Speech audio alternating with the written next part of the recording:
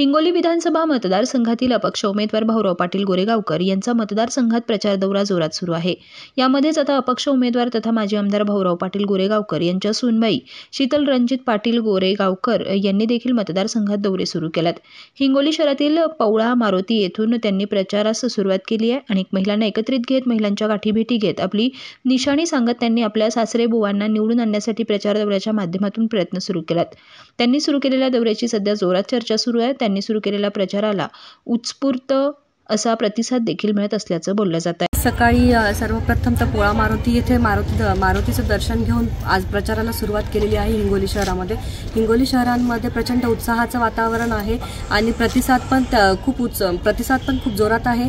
आणि त्याचप्रमाणे आम्ही आज वंजारवाडा, मंगळवारा, निरंजन बाबा, दत्त मंदिर, तलाबकट्टा येथे अनेक ठिकाणी भेटी दिलेल्या आहेत। तसेच नागरिकांच्या समस्या देखील जाणून घेतलेल्या आहेत आणि नागरिकांचा पण प्रचंड उत्साह आहे। मी सर्वांना आवाहन करते की जास्तीत जास्त मतदान हे टेबलला करून सर्वांनी भाऊराव पाटील साहेबांना विजयी करावे।